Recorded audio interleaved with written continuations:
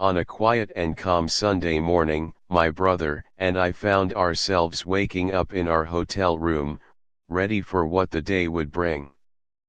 Because the event we're attending starts to wind down just as it seems to start getting wound up, we opted to spend the night at a nearby hotel.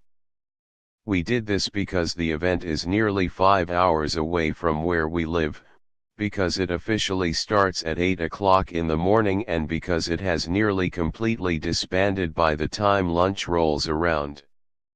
We made an attempt last year to get up severely early in the morning and go down and back in one day, but, much like our attempt to watch the sun rise from the top of Mount Washington, we fell short of getting the full experience from our journey. If you're thinking I'm talking about a cars and coffee type event, you'd be right. This one is called Caffeine and Carburetors, and it's located in New Canaan, Connecticut, which sits just outside Greenwich. Some of you may now be wondering why we would get in a car, drive for 10 hours, and pay for a hotel room for a 4-hour car show when there are actual cars and coffee events right here in Vermont. Well, in a picture, the barn-find 1967 Lamborghini Miura that was featured on Petrolicious in August 2016 is unlikely to make an appearance where I'm from. If you get close to it, you'll find that even a year later it's still in original condition. It's had a bath since it was pulled out of the barn, and it's been made to run again, but that's about it. It's beautifully rough around the edges and it spits, sputters, and smokes, but it has a plate on it, and it drove away under its own power. Trailer queens need not apply. As we pulled into town, this was driving around, making an enormous commotion while searching for the ideal parking spot. Oh, yeah. Did I mention it has a 7.0-liter Ford Galaxy V8 in it? You could say that the word subtle is not in this car's vocabulary. It appears to go by the name Jaguar Eagle, and is basically a semi-lightweight E-Type with an enormous engine. Of course, there are also the crazy exotics that everyone craves. For instance, the total value of the cars in this picture is verging on a lot of money.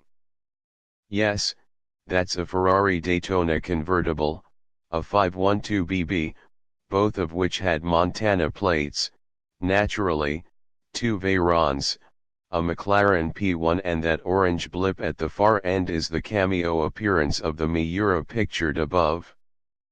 But it's not all million-dollar cars made of carbon fiber and unobtainium. Here are some humbler cars that were chilling out too. This one even has a wicker trunk. According to its odometer, this car has traveled either 89 miles or 100,089 miles. Since I can't imagine anyone wanting to spend more than a very short time in one, I'm guessing it's not the latter. Okay, so, maybe there's one trailer queen here. Or, if an enormous American barge is your preference, how about this bad boy? But, Bill, I need more muscle. Don't worry, that's covered too, in the form of things like the Stidamazo Pantera equipped with rear tires as massive as its engine. You know what? If nothing up above floats your boat and all you want is a 1980 Toyota Tercel with 36 coats of paint, you won't leave disappointed either. And here's the best part. All of the cars above were on just one of the 2 streets that were closed. Since Ferdinand Porsche's birthday was also in September, the second street was dedicated to all manner of Porsche models, and just about every Porsche from every era was present. For instance, here's one of the 7 or 8 Keen Project 911s. We talked with the owner of this one for a few minutes and he seemed like a great guy who's already had a lot of awesome adventures in it all over the country. Yes, that's a Martha's Vineyard beach driving permit on the front. Apparently its time on the beach didn't go very well, at least, not with those tires.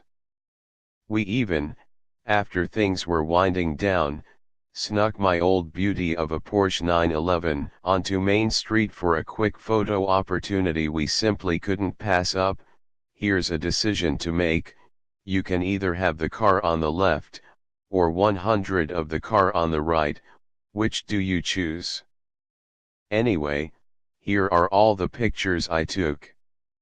And I have no regrets about driving 5 hours and staying in a hotel just to go to a Cars and Coffee.